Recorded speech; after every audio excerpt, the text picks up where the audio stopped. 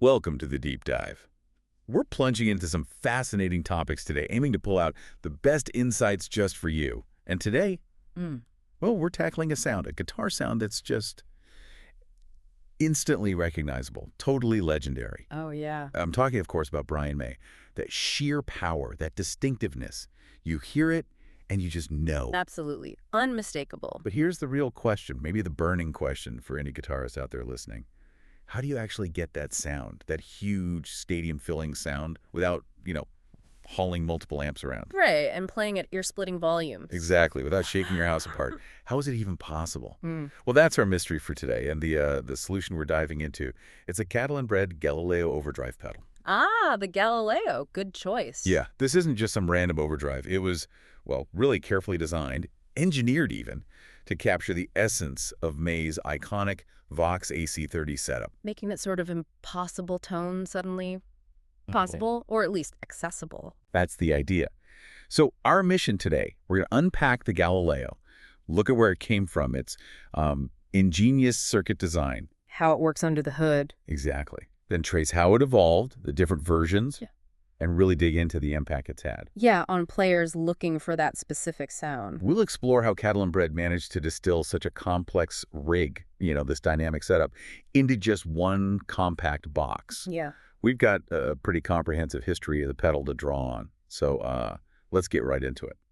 For me, just hearing Brian May's guitar, it was always like pure sonic wonder. It felt massive, but also really articulate, and that sustained better. Just hanging in the air, kind of defiant. Yeah. What specific things do you think made that tone so unique, so instantly recognizable? Well, it's fascinating, right? Because it wasn't just his amazing playing, or even the Red Special guitar, though that's part of it, of course. Yeah. Fundamentally, it was about how specific pieces of gear interacted and how hard they were pushed. Right. So the foundation of his rig, it relied heavily on a Dallas Rangemaster, or, that style of treble booster. Okay, a treble booster. Yeah, and crucially, that's not just a volume boost. It actually filters out bass frequencies, and it aggressively pushes the mids and the trebles into the amp. Right, shaping the sound before the amp. Exactly. And Yeah. the amp it was hitting, a Vox AC30, apparently multiple EC30s. Multiple. Wow. Yeah, and all pushed right to the edge of breakup. Ah, that sweet spot. That's the magic zone, where the amp's just starting to distort. You get incredible richness, harmonics, touch sensitivity. But, and this is the big but, it needed volume, like studio-level volume, to really sing, Yeah. to get that sustain, that richness. It was loud, really loud, not exactly bedroom-friendly. Right. So if you're like most of us, you don't have a stadium or a top-tier studio. Or a road crew. Or a road crew? How on earth could you even think about getting that specific powerful sound at volumes that, won't get you evicted? Yeah. Without building some crazy, complex room-size setup? It sounds almost impossible for the average player. It really begs the question, doesn't it? How do you take an iconic, complex tone like that and make it accessible without losing what makes it special? Yeah. And that's where the Catalinbread Galileo came in. It was designed as exactly that solution. Catalinbread already had a really strong reputation. They were known for pedals that emulate iconic amp tones pretty faithfully. Like the dirty little secret for Marshall sounds. Exactly. Or the Formula Number 5 that nails the tweed fender thing. They were already experts in that whole amp-in-a-box concept. Right. Capturing an amp's character in a pedal. Yeah. So applying that expertise to Brian May's unique sound, it was a natural next step, a very ambitious one, mind you. So the goal, the big ambition for the Galileo, was basically delivering that full May signature sound. The treble boost, the cranked AC30 vibe, all in one stomp box. That sounds like a huge challenge, almost too good to be true for some players. It was a big ask. How do they even approach that? Bringing those different interacting parts together? Well, the genius of the Galileo, I think, is really in its dual-component circuit design. It's quite clever. Instead of making you use a separate treble booster pedal into another pedal or into an actual Vox amp. But to get complicated. Right. It combines both critical parts of his signal chain inside the one unit. Yeah. So there's a dedicated preamp stage, and it's based directly on that Rangemaster-style treble booster. Okay, so it's got that first half built in. Exactly. Mimicking that distinct mid-range push and clarity. That's one half. Then alongside that, there's an amp voicing section. And this models the Vox AC30's famous top boost circuit characteristics. The top boost channel, right. known for being aggressive, chiny. Precisely. And in the Galileo, it's specifically tuned for May's signature articulate mid-range bite. That's that almost vocal quality, that lets his guitar just soar through the mix. So it's really more than just an overdrive then. It's simulating two different interacting pieces of gear. Yeah, working together. Like a tiny version of his actual rig, all inside one pedal. That sounds like where the magic happens. That's it. Combining both key elements. You don't need separate pedals. You don't need to worry about matching them up. Exactly. And despite all that complexity going on inside, the controls are actually pretty simple, but powerful. And they directly relate to how Brian May would have shaped his tone. Okay, what have we got? You've got volume, standard stuff, master output level, lets you sit right in the mix. Yep. Then there's tone. This adjusts the EQ, and it's meant to mimic how May himself tweaked his AC30, so you can dial in that brightness or warmth, crucial for his sound. Got it. And then gain controls the drive amount. Lower settings can get you those subtle kind of edge of breakup cleans. Like when he rolled his volume back? Exactly like that. And then push it higher and you get the famous saturated singing leads, full of harmonics, sustain the works. Okay, so the controls make sense.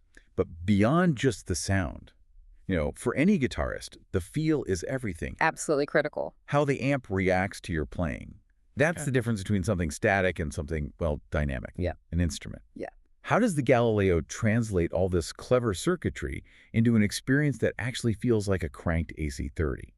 Especially thinking about May's incredibly expressive playing. That is the crucial part. And it's where the Galileo, I think, really nails it. If you think about May's style, the Galileo gives you a specific sonic profile that's inherently dynamic. You get that classic Vox-like chime, definitely, but with an enhanced mid-range. Right, the bite we talked about helps it cut through. Like a knife through butter, yeah. But crucially, it's incredibly touch-sensitive. Ah, okay. So it responds to how hard you play. Exactly. Yeah. And it cleans up beautifully with guitar volume roll-off. That is such a key part of Brian May's whole approach. Right. He wasn't just stomping pedals on it. No. He had this incredible control just using his guitar's volume knob, going from sparkling clean to full-on roar just with his fingers. Wow. This pedal lets you do that same thing, which is honestly really liberating as a player. It's versatile, too. You can get everything from jangly cleans to harmonically rich lead tones. Yeah. And this touch sensitivity, this wide range, Yeah. it matters so much to you, the player, because it's not just about copying a sound. It's the feel. It's the feel, the responsiveness. That's what defined his playing. I remember trying years ago, just trying to get any kind of sustain and richness without, blowing the windows out. It felt impossible. Yeah, I know that feeling. So when you get a pedal like this, that gives you that nuanced cleanup with the guitar volume, Right. which is so Brian May. It's transformative, especially if you don't have a road crew or a stadium handy. Yeah. You're not just getting a static tone. You're getting something dynamic. It breathes with your playing. It responds. It feels musical. That dynamic response really does sound like a game changer. Okay, so how has this pedal evolved? It wasn't just one version, right? No, it definitely progressed. Let's trace that timeline. What does that evolution mean for players trying to get this sound? Right. So the original Galileo that came out around the early 2010s, maybe 2010, 2011. Okay. It was in that compact 3-knob format we just talked about. And it was pretty much an immediate success. Queen fans loved it, obviously, but also just players looking for that specific Voxy flavor. It delivered right away. Gotcha. But then around 2016, Catalinbread brought out the Galileo V2, and this had some really significant updates. Ah, V2. What changed? Well, they gave it an updated voicing, made it a bit more versatile so it could work better with different kinds of amps, not just a clean AC30 style platform. Adaptable. Yeah, and it had an expanded gain range, so it could cover both the lower gain AC30 breakup sounds and the higher gain, more saturated May lead tones. More options there. And crucially, they refined the EQ response, again, to make it work better with a wider range of guitars and amps. Made it less finicky, maybe? More plug and play? So the V2 wasn't just a small tweak. It sounds like it really broadened the pedal's appeal. Oh, definitely. Moved it beyond just the dedicated Queen fans.